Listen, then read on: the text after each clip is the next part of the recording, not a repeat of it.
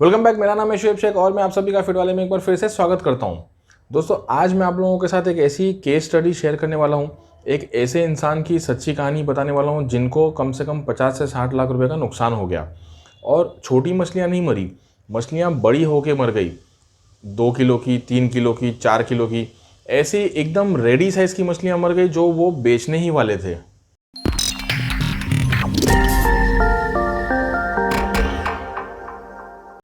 आज मैं जिनकी केस स्टडी आप लोगों को बताने वाला हूँ ना, बहुत बड़े बड़े तालाब हैं इनके। हर एक तालाब, एक एक तालाब की साइज़ है ना 5 से 7 एकड़ जितनी है। एक तालाब इतने बड़े बड़े 5 एकड़ 7 एकड़ ऐसे बड़े बड़े तालाब है। और डीप, बहुत ज़्यादा डीप है, कम से कम 30 फुट डीप इनके हर एक तालाब 30 फुट से ज़्यादा डीप है। ऐसे बड़े तालाब के बारे में मैंने आप लोगों को पहले भी बताया था कि ऐसे जब बड़े बड़े तालाब होते हैं ना, तो इसमें ग्रोथ बहुत फास्ट आता है, क्योंकि जितना मछली को भागने मिलेगा ना, उतना मछली जल्दी बड़ी होती है। आपको याद होगा, मैंने पिछले एक वीडियो में बताया था कि तालाब जितना बड़ा होगा उतना ज़्यादा खर्चा बढ़ता जाएगा। अगर कोई बीमारी आ गई तो उस बीमारी को मेंटेन करने के लिए या तालाब को ठीक करने के लिए जो दवाइयाँ डालनी पड़ेगी, वो दवाइयाँ भी बहुत ज़्यादा डालनी पड़ेगी। अगर जहाँ पर हम 1 लीटर 1 एकड़ में डालते हैं, वहाँ पर 7 एकड़ के तालाब के लिए हर एक दवा हमको 7-7 लीटर डालनी पड़ेगी, या फिर उसका जो दवा का जो कॉन्सेंट्रेशन होता है उस पर डिपेंड करता है। अगर 7 एकड़ का तालाब है और 30 फुट डीप है, तो इसमें कम से कम 25 करोड़ लीटर से ज़्यादा का पानी होगा।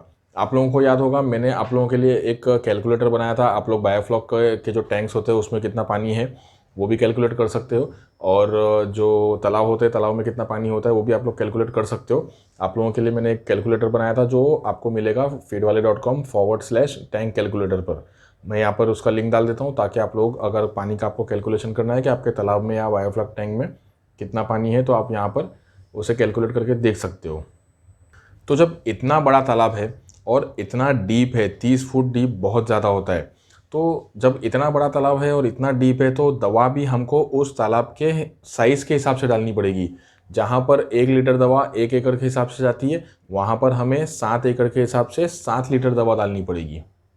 और एक बात हमेशा याद रखनी चाहिए कि जब इंसान का पेट दर्द हो ना, तो सर दर्द की दवा कुछ काम नहीं आएगी। अगर इंसान को डायबिटीज़ हो, ब्लड प्रेशर हो, और ऐसे में अगर वो सर दर्द की दवा खा ले, तो उसको कोई फ़ायदा, कोई असर नहीं होने वाला। हर एक बीमारी, हर एक प्रॉब्लम का सलूशन अलग होता है। कभी कभी बहुत सारे प्रॉब्लम्स एक साथ होते हैं, जैसे कि समझो बुखार भी हो गया हो, गला भी ख़राब है, सर्दी भी हो गई है, पूरा बदन दर्द हो रहा है, वीकनेस भी हो गई है, और इन सब के ऊपर डायबिटीज़ भी है और ब्लड प्रेशर भी है। जब बहुत सारे प्रॉब्लम्स होते हैं ना, तो हर एक प्रॉब्लम का सलूशन और उसके ऊपर ध्यान देना पड़ता है। सिर्फ सर दर्द की गोली खाने से ठीक नहीं होता। ठीक उसी तरह जब मछलियाँ बीमार होती है या मरने लगती है, तो बहुत सारी चीज़ों को एक साथ कंट्रोल करना पड़ता है।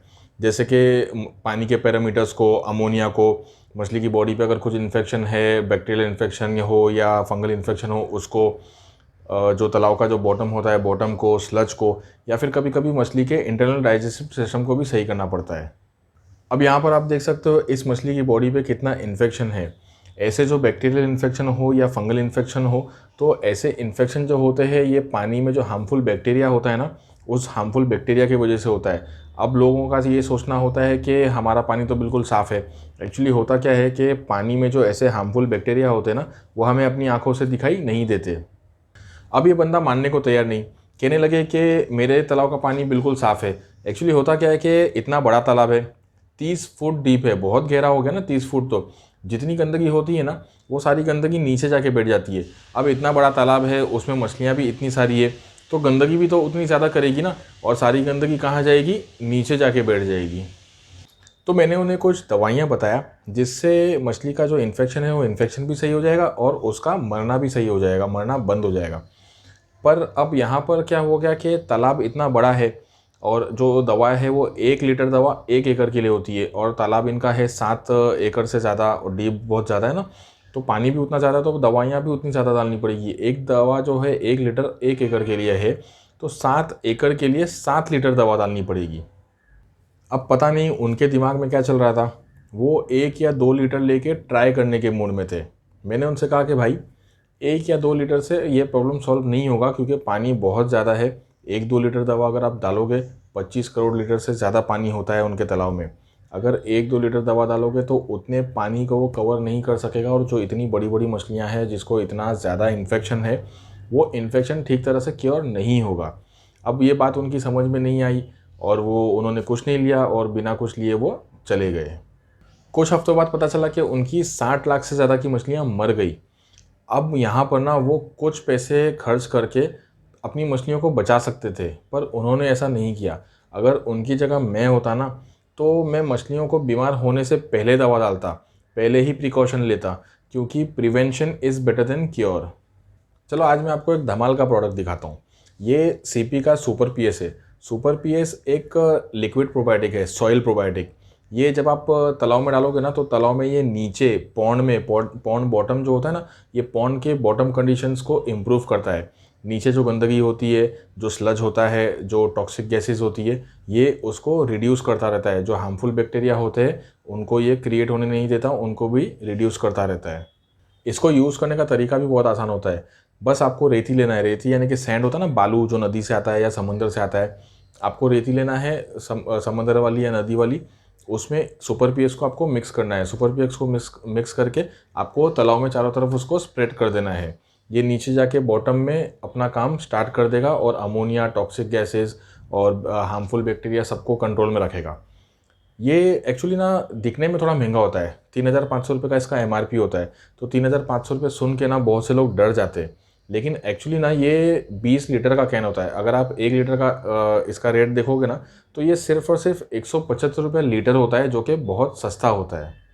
ये 175 रुपये खर्च करके ना बहुत से प्रॉब्लम से बचा जा सकता है।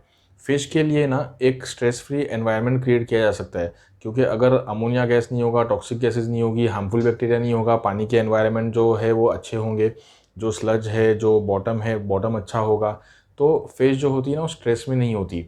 अगर फ़िश स्ट्रेस में नहीं होगी और हार्मफुल बैक्टीरिया उसको डिस्टर्ब नहीं करेंगे, तो एक उसके लिए एक स्ट्रेस फ्री एनवायरनमेंट क्रिएट होगा, जिसकी वजह से आपकी मछलियाँ जो है वो सेफ़ रहेगी और आपको ग्रोथ भी अच्छा देगी। और मेन प्रॉब्लम क्या होता है कि मरती नहीं है।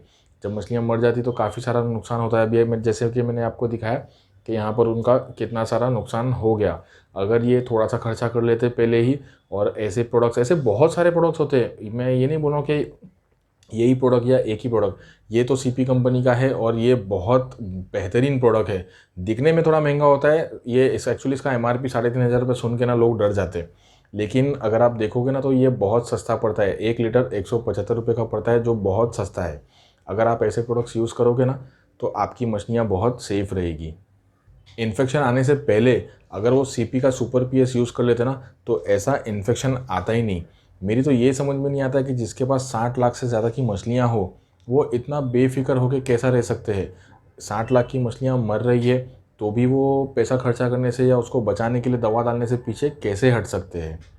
अच्छा, हर एक कहानी का एक मोरल ऑफ़ द स्टोरी होता है ना, तो आपने इस केस स्टडी से क्या सीखा, मुझे नीचे कमेंट सेक्शन में ज़रूर बताना। Thank you.